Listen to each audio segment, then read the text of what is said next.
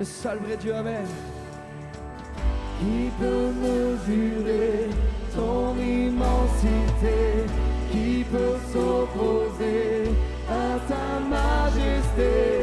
Dieu d'éternité, tu es Yahweh.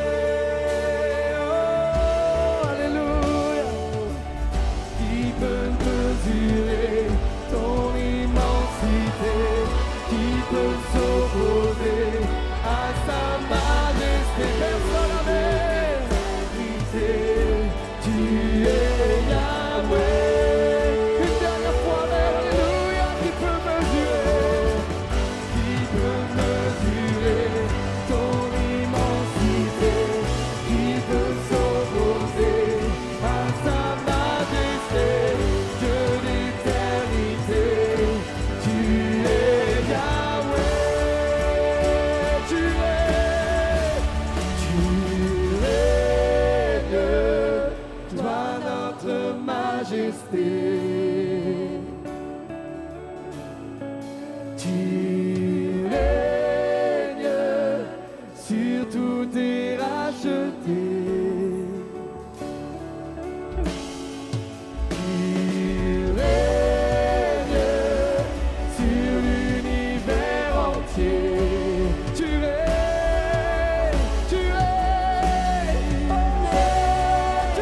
alléluia. Tu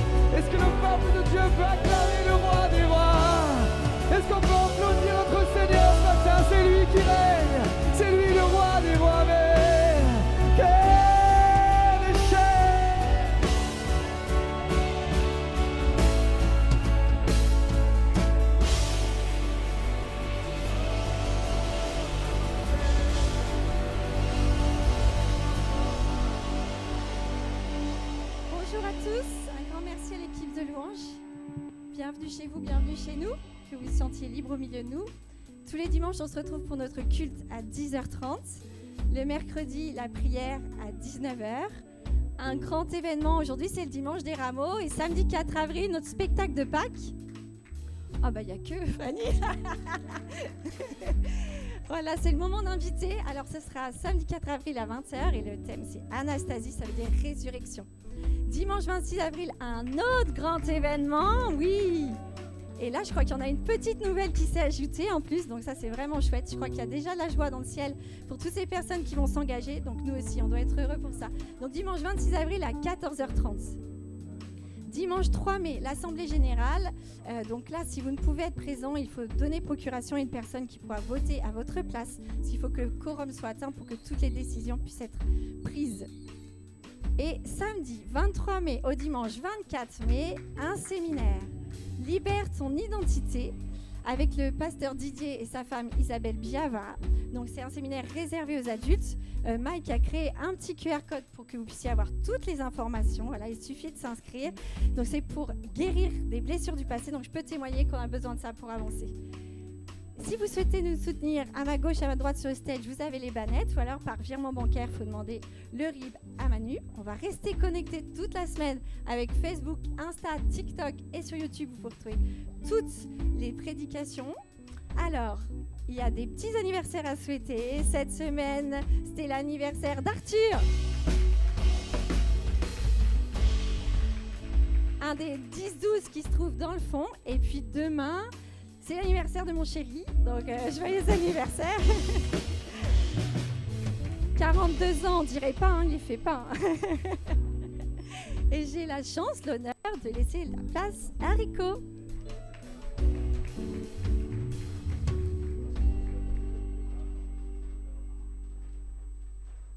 Bonjour à tous, Église de VL. Est-ce que vous allez bien ce matin? C'est tout? Ok, ben moi je vais bien. On m'a posé la question, est-ce que tu es stressé ce matin? Non. En fait, j'ai la chance, j'ai pas de stress en moi.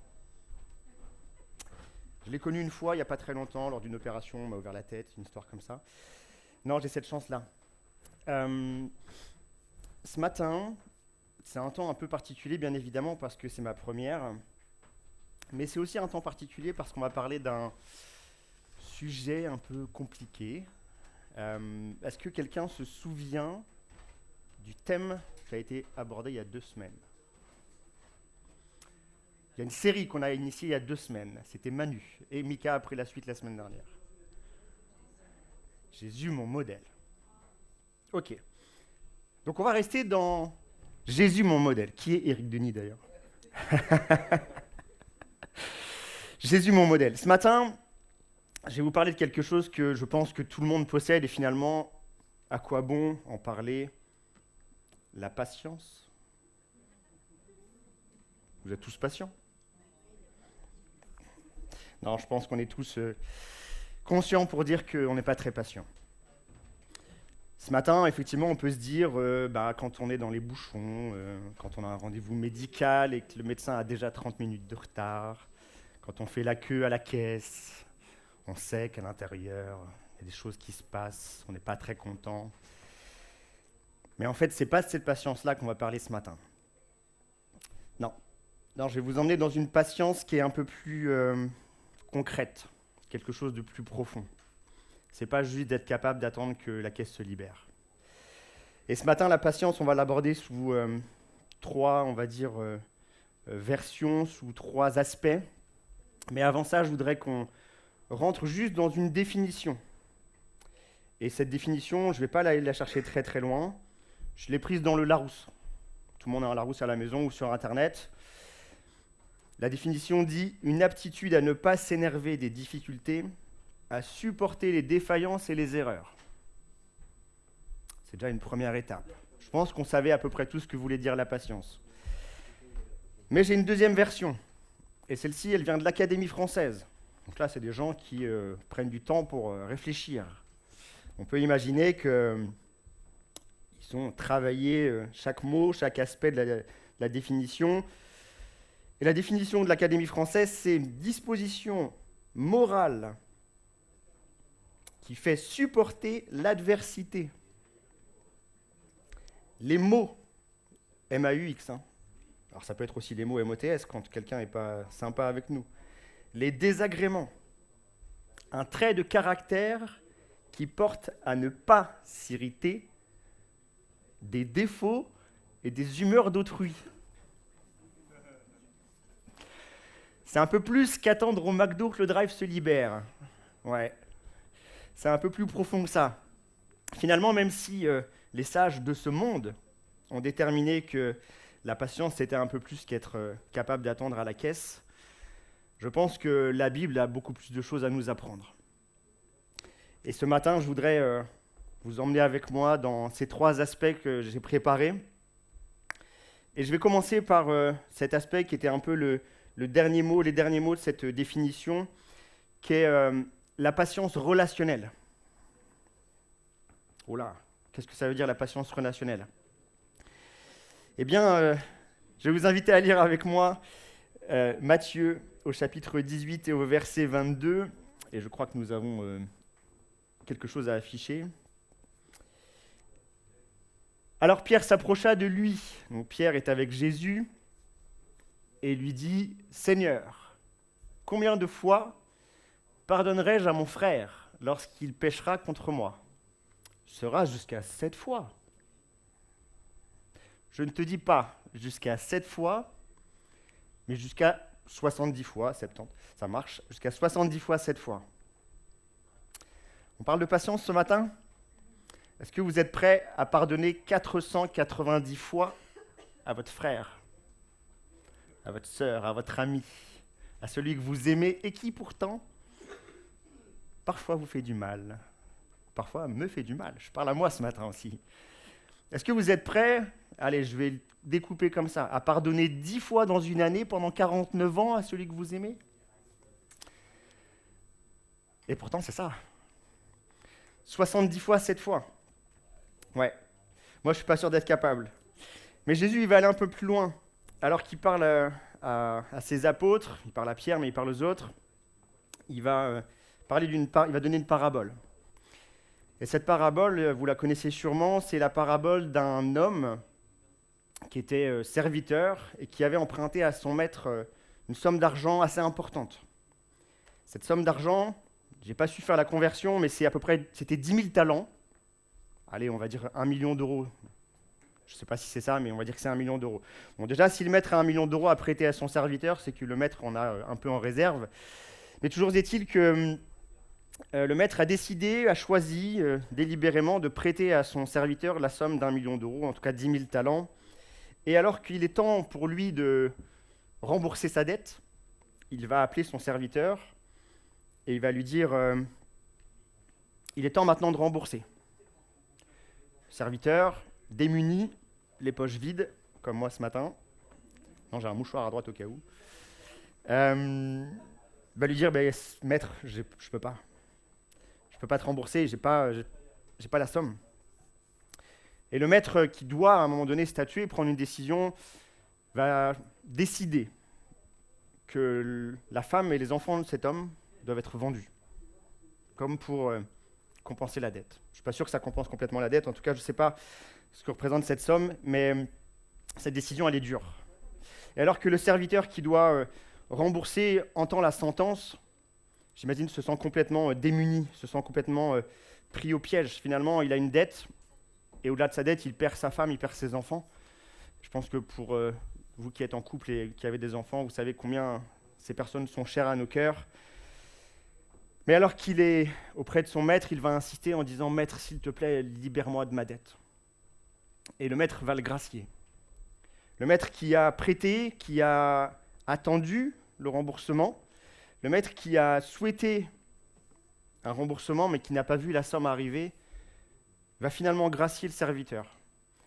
Et ce serviteur-là, qui repart libre, affranchi de sa dette, lui, il va, sur le chemin de la maison, on peut imaginer, rencontrer quelqu'un à qui, lui, il a prêté 100 euros.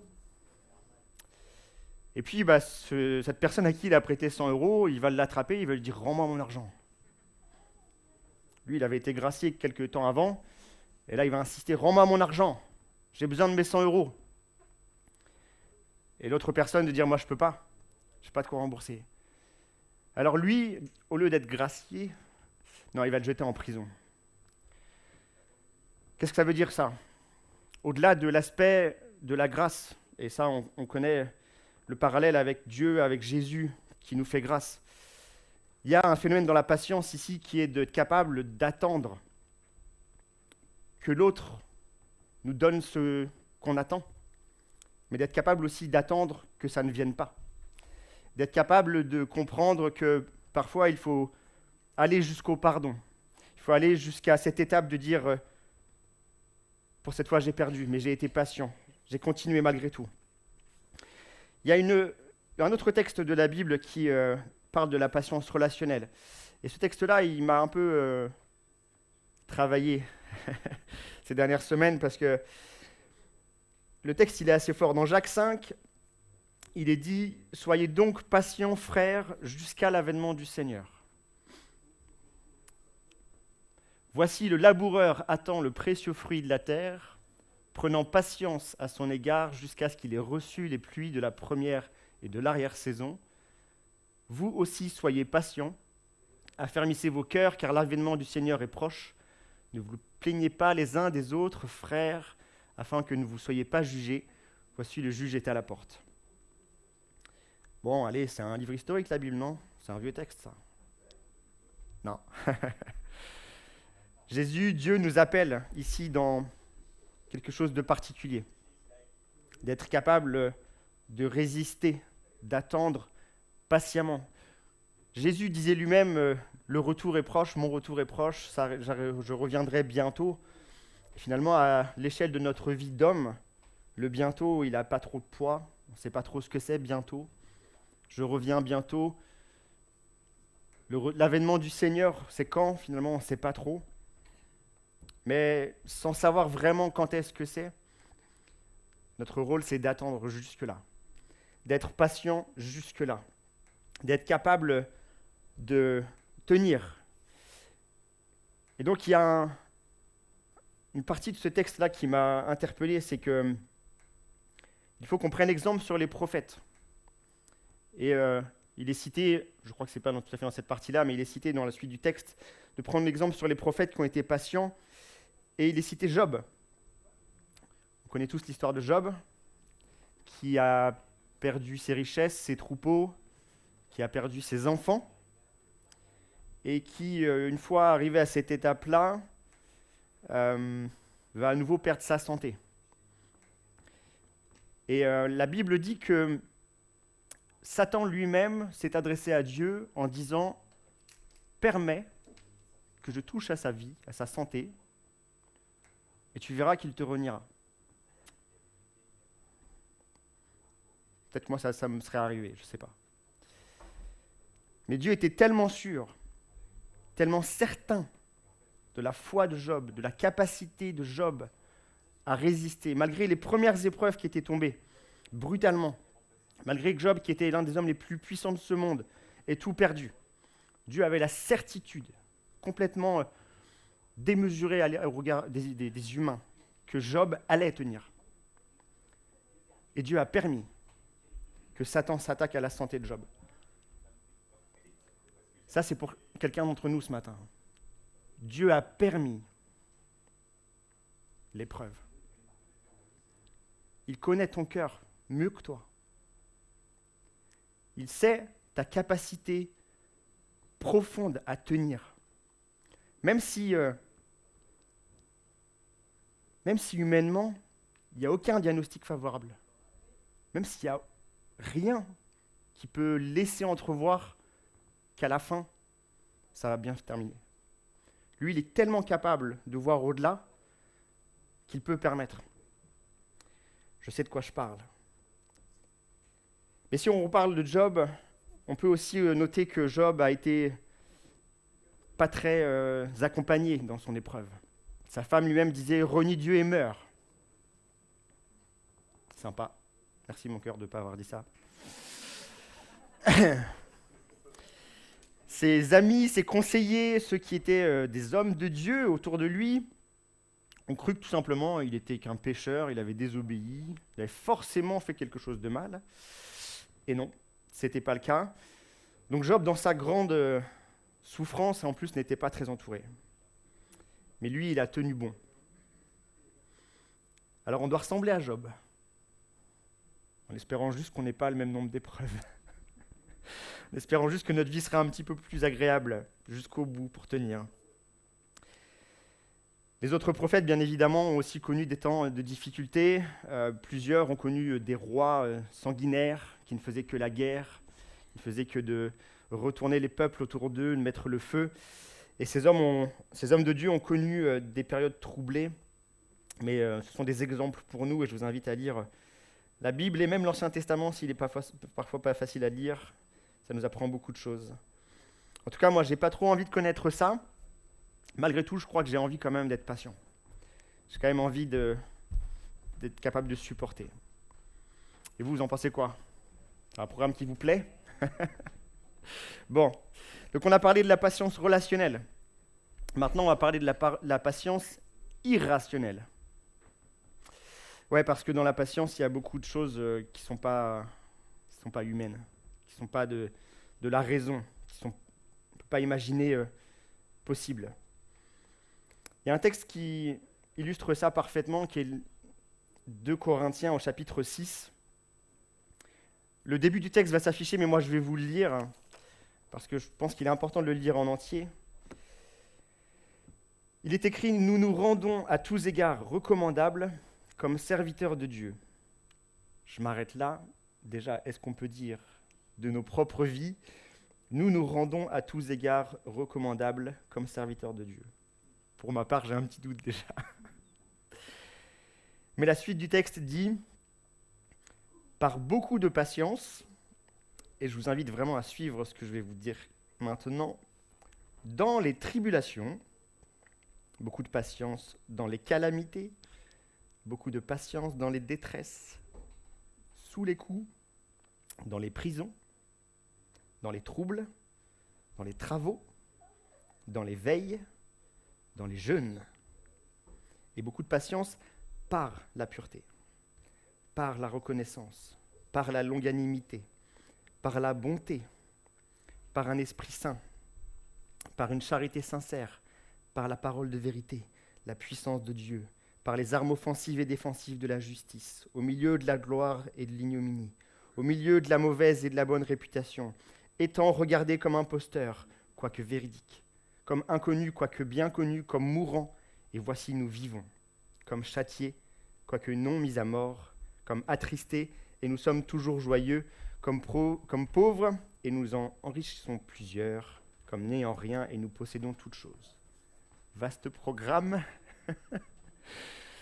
Est-ce qu'on est prêt à connaître tout ça? Est-ce qu'on est prêt à vivre tout ça? Je ne sais pas. Dieu seul le sait, comme je disais tout à l'heure, il nous connaît bien mieux que nous. Mais ce texte de Corinthiens, pour moi, est quelque chose d'assez important à noter. C'est que cette patience, elle n'est pas circonstancielle, elle n'est pas liée à quelques passages de notre vie, quelques moments spécifiques, quelques temps de notre vie où on a besoin de faire preuve de patience. Non, cette patience, elle est pour chaque instant de notre vie. Les moments où ça va, les moments où ça ne va pas, les moments où on est éprouvé, les moments où les autres parlent sur nous, se moquent. Peut-être que tu as témoigné à quelqu'un récemment et que tu n'as pas eu de retour, ou les retours que tu as eus ne sont pas les bons, ne sont pas ceux que tu attendais. Mais notre patience, elle est nécessaire à ce moment-là. Le pasteur Joyce Meyer, que vous connaissez peut-être, qui est une femme pasteur, un ministère assez important,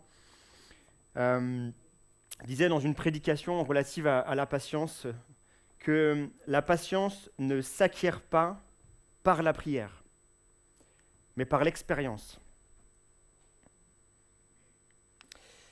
Ce texte que nous avons lu avant, finalement, démontre ça. C'est que le livre de Corinthiens pourrait dire priez et obtenez la patience pour que ça. C'est pas comme ça que c'est écrit. C'est écrit nous rendons à tous égards recommandables, et ensuite il y a la liste de ce qu'il faut qu'on travaille pour être recommandable en tant que serviteur. Et ce que dit le pasteur Joyce Meyer ici, moi, m'interpelle parce que si la patience s'obtenait juste en priant une fois ou quelques fois, finalement, est-ce qu'on comprendrait le sens de la patience, la valeur de la patience? Et lorsqu'avec Mika et Manu, on a préparé cette série, Manu avait comme verset de référence le verset de Galates 5, 22 sur les fruits de l'esprit. Qu'est-ce qu'un fruit? Aujourd'hui, quand on veut un fruit, je pense que pour la plupart d'entre nous, sauf si vous avez la chance d'avoir un verger comme je peux l'avoir, la plupart d'entre nous, on va au magasin, on prend plusieurs fruits, on pèse, on va à la caisse, on paye, on s'en va et on est libre de les consommer. Mais que s'est-il passé avant? Finalement, aujourd'hui, le fruit, il est facile, il est à portée de main, on peut se saisir très très vite, voire même on ne profite pas. S'il n'est pas très bon, on dit que ce n'est pas génial. Mais avant qu'il y ait un fruit disponible en vente libre, il y a eu plein d'étapes qu'on ne perçoit plus aujourd'hui en tant que consommateur. Il y a eu d'abord une graine qui a été plantée dans le sol. Toute petite graine, sans vie. Et cette graine, avec de la patience, avec du temps, avec du soin, elle va se nourrir de l'eau qu'on va lui donner, des nutriments du sol. Elle va être alimentée aussi par une énergie qui vient de la lumière, le soleil. Et puis cette graine, au fur et à mesure, va se développer en une petite tige fragile. Et le temps va passer. Cette graine va développer des racines, au départ très petites, très fines, et puis ces racines vont s'ancrer de plus en plus. Et un jour, cette petite graine va devenir un arbre. Au départ, l'arbre ne donne pas de fruits. Au départ, il y a des bourgeons qui peuvent éventuellement devenir des fleurs. C'est beau, mais ça ne donne pas de fruits.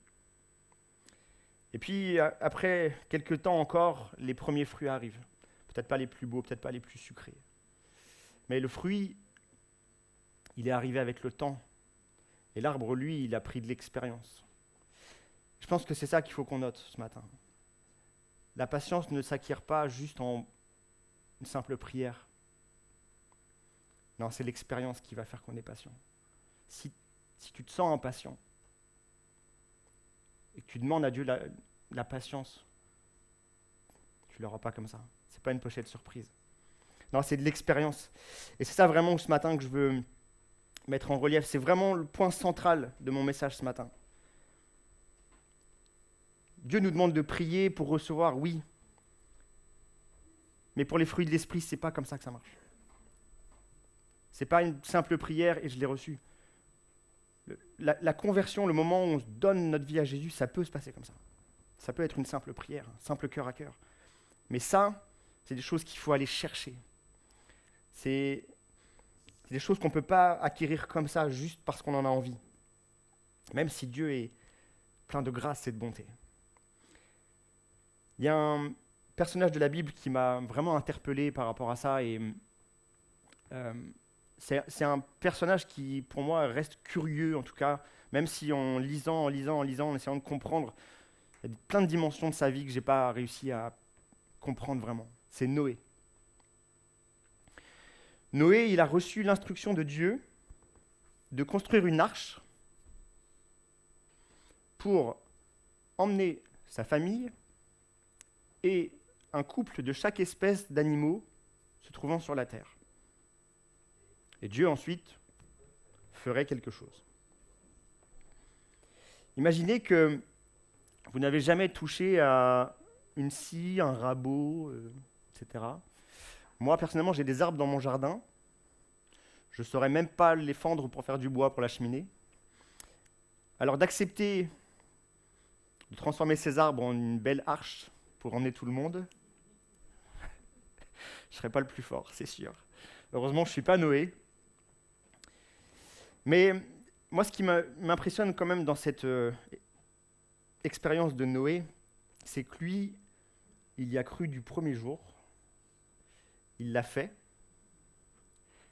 et quand on lit les textes, clairement, Noé, il n'était pas très accompagné non plus. Il n'était pas très soutenu. Les gens autour de lui pensaient qu'à manger, à boire, à se confondre dans les plaisirs de cette terre, et lui, il n'était pas très soutenu. Il en est même arrivé à craquer personnellement, c'est possible, on est des humains malgré tout. Mais il est allé jusqu'au bout. Et une fois qu'il a construit son beau bateau au milieu d'un endroit où il n'y avait pas d'eau, bah, tu peux encore attendre, quoi.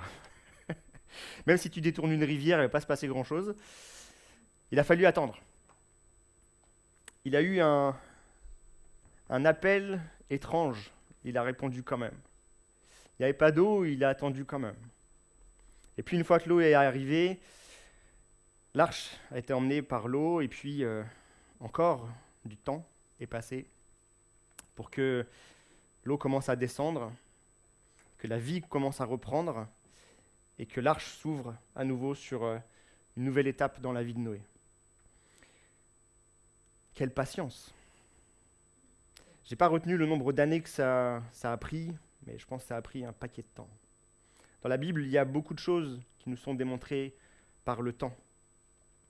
Et c'est là, en fait, le sens de la patience irrationnelle. Une patience qui ne s'acquiert que par le temps, par l'expérience. En fait, passer par des épreuves, passer par des temps d'obéissance.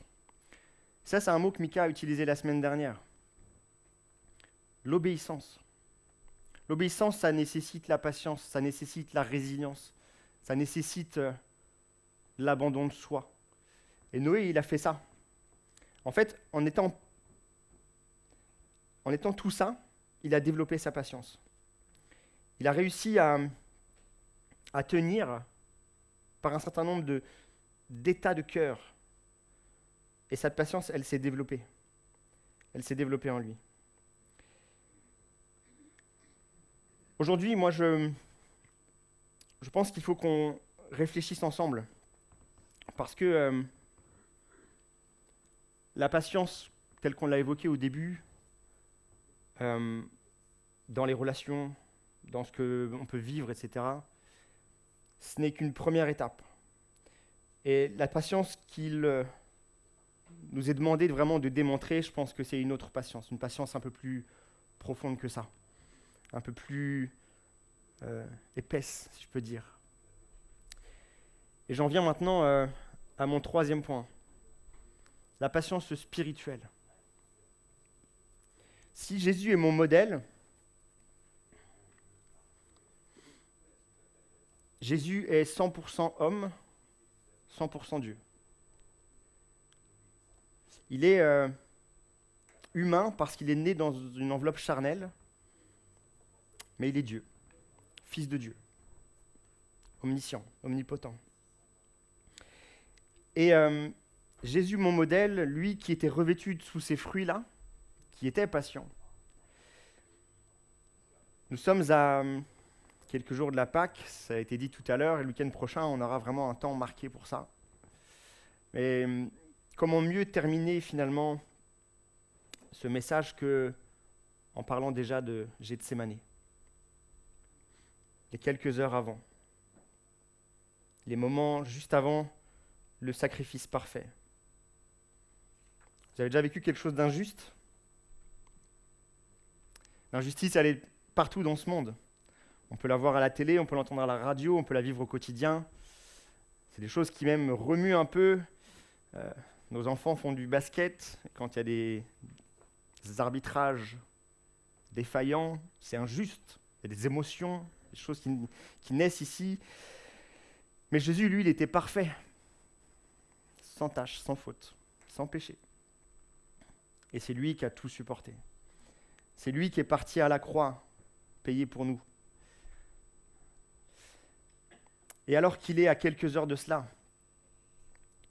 il est pleinement conscient de ce qui va se passer. Il le sait. Il va s'approcher d'un lieu qui s'appelle Gethsémané. Il va y aller au départ avec l'ensemble des disciples. Ils vont s'approcher de cet endroit-là. Et puis, il va retenir seulement 3 d'entre eux. Il va en emmener 3 avec lui pour aller dans un endroit un peu plus à l'écart. Et alors qu'il est là avec ces 3 disciples qui sont auprès de lui, je pense qu'il les a pris pour être soutenus, pour avoir de leur part, transmettre du courage, quelque chose dont il avait besoin à ce moment-là. Il va leur demander de se tenir dans un endroit particulier pour veiller, alors que Jésus, lui, va s'éloigner encore un peu pour prier.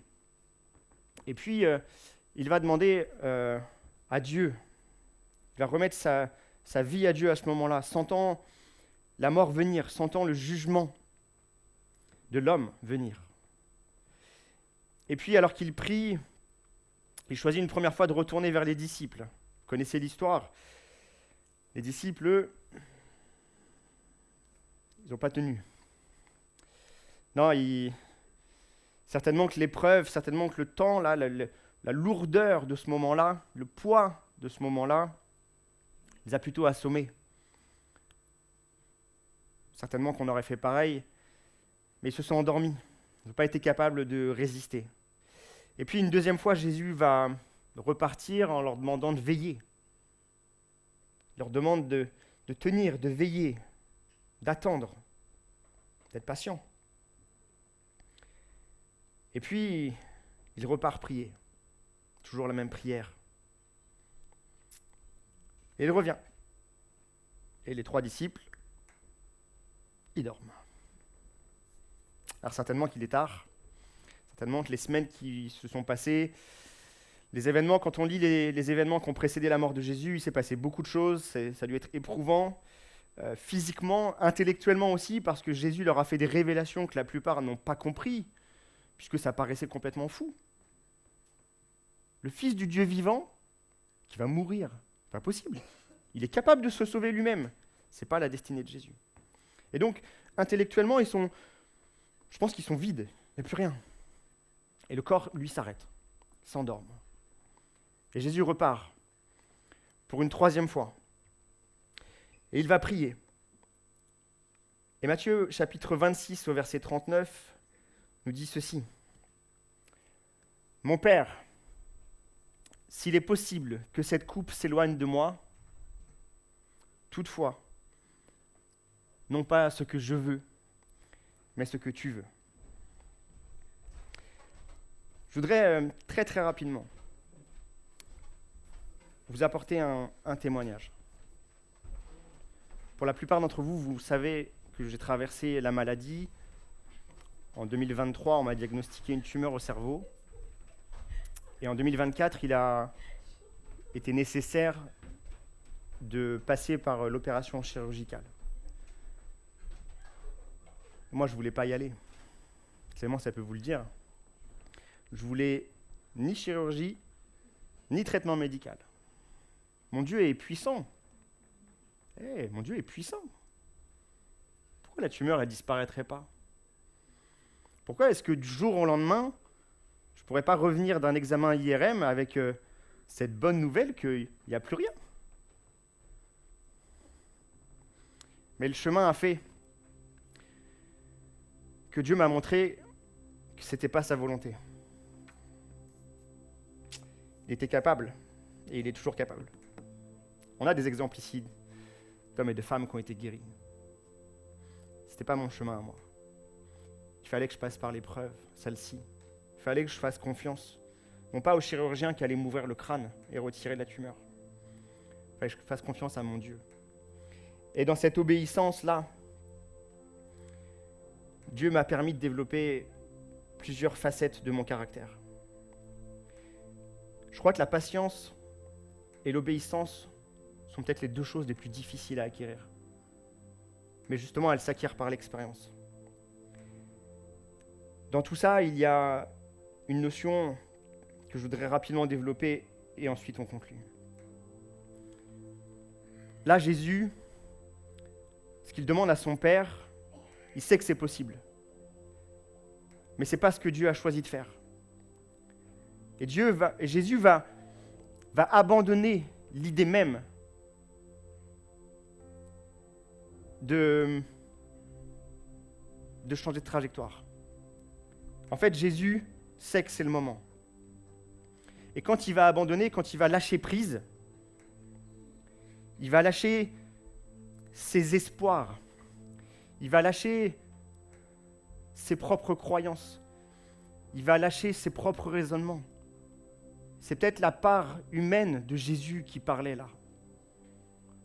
Et en lâchant ça, il a pris la destinée que Dieu voulait pour lui. Il a pris les promesses. Parfois, les promesses, elles sont folles. Elles sont complètement irrationnelles. Le lâcher-prise, c'est ça. C'est lâcher ce que moi, je crois. Ce que moi, je veux. Ce que mon cœur, au plus profond, attend. On veut tous être heureux. Et parfois, on a notre version à nous. On a notre croyance à nous. Si ça se passait comme ça, s'il m'arrivait ça, si j'avais ça, ce serait tellement mieux.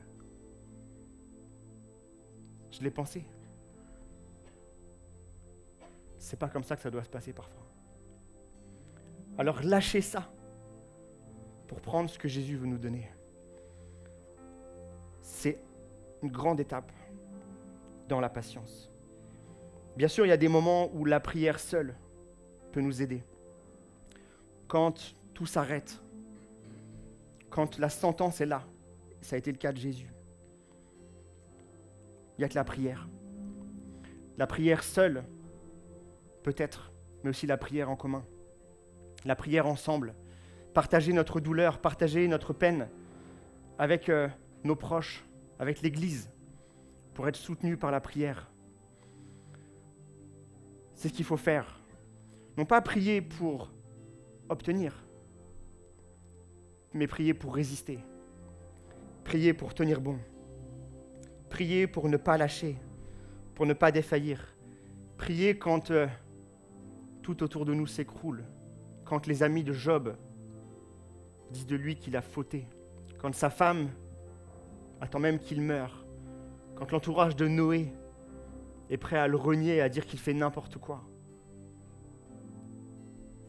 Priez à ce moment-là. Ce matin, je voudrais nous inviter ensemble à réfléchir. Elle en est où notre patience? On est capable de quoi avec cette petite patience que l'on a? Jusqu'où on peut tenir? Ce que je peux vous dire, c'est que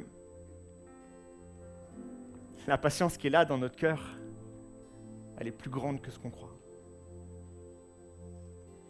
Si tu n'as jamais été au plus bas du plus bas,